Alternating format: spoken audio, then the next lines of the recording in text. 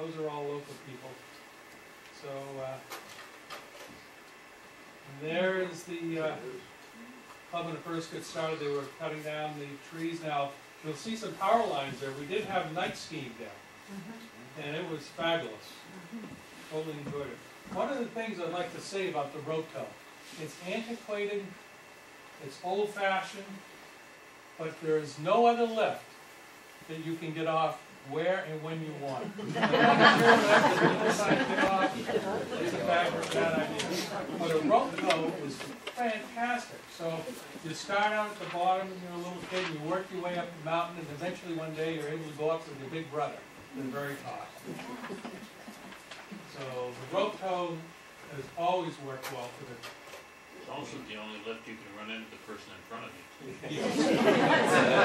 And wear your mittens. Yeah. There's some work that was done.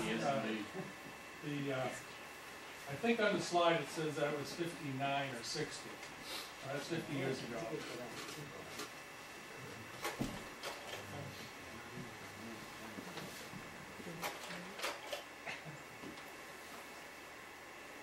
We had some great crowds there. Just think this is just the people waiting at the bottom. The mountain's full of people. A little overexposure, Dad. Okay.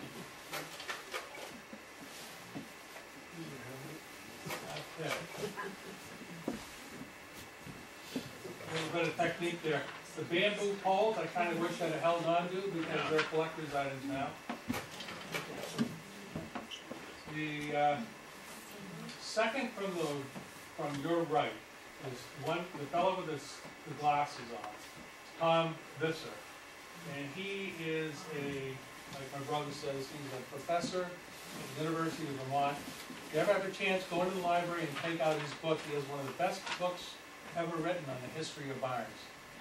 He is an absolute expert at it, and he's been on television with Bob Vila discussing old houses on national TV. I think this is the last photo. I think that's one of the Mitchell boys. All right, thank you.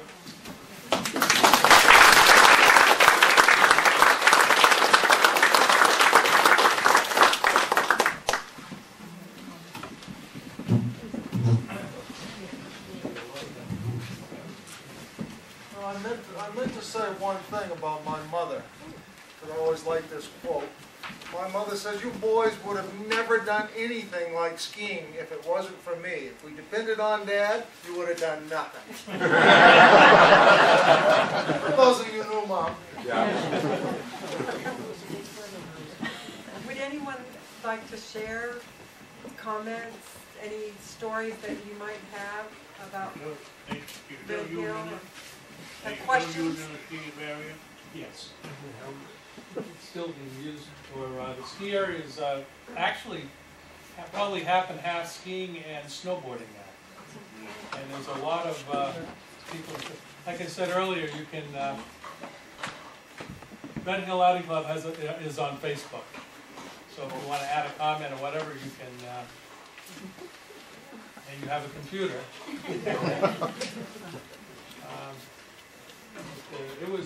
It was made up of a lot of great people, and I see a lot of them in here today that if it hadn't been for some of them, it wouldn't be where it was, and I can't thank them enough. So I do have a video about 10 years ago. In the state of New Hampshire, Channel 11, and the New England Ski Museum produced a show called The Thrills and Spills of the Northeast. It's a fantastic video. It was a 2-hour-long show on television. I took out all the commercials and all the Vegathons, and I got it down to about 40 minutes. So if anybody wants to stay, I'm going to put it on, or Jane's going to put it on, and we can watch that while we're having our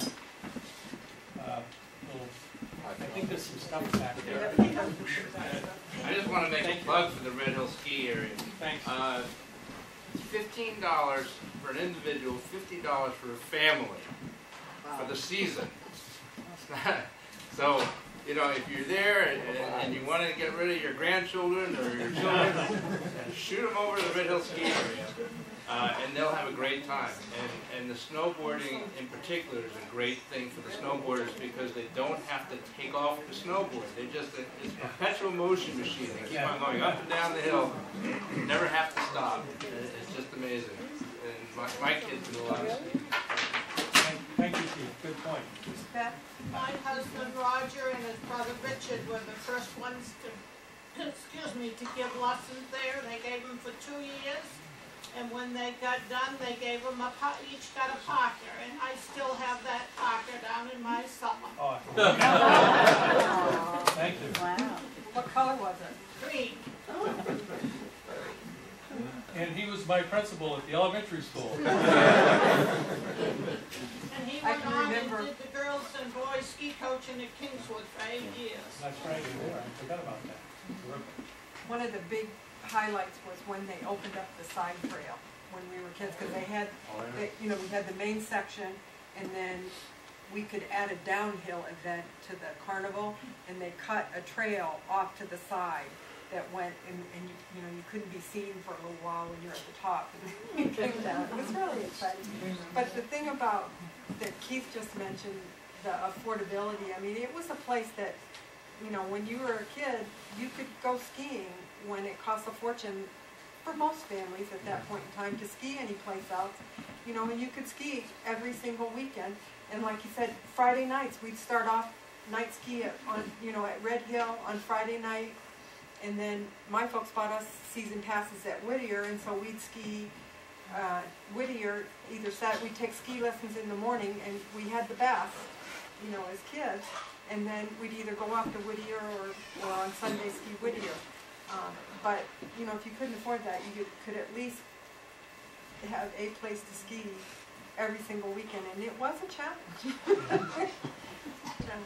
My younger brother was, and I've got 2 pictures back there that I dug out of some of my dad's stuff, from 1961, and he was born in 57, and he had the reputation of, and starting at the top of the hill. I mean, there was no getting off halfway.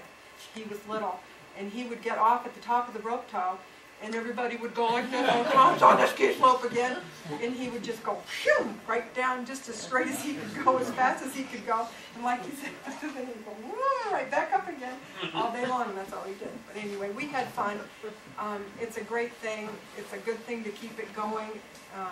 You know, make a donation to the club to keep the history alive.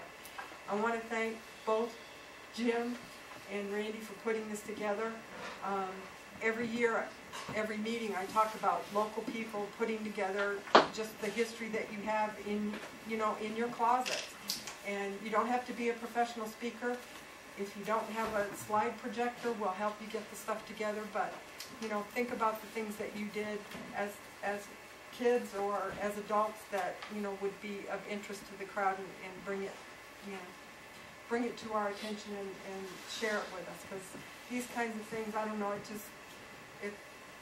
it's important, and it's what the Historical Society is all about. So we thank Sally Carver, Ray Davis, and Dick Plaisted for refreshments this evening. Please, you know, go back to the back, have a cup of punch, and share some memories. Ginger ale. Ginger ale? Yellow or pink? Punch. It's like watered down hot chocolate. So we'll start the video, and thank you both for a great, great evening.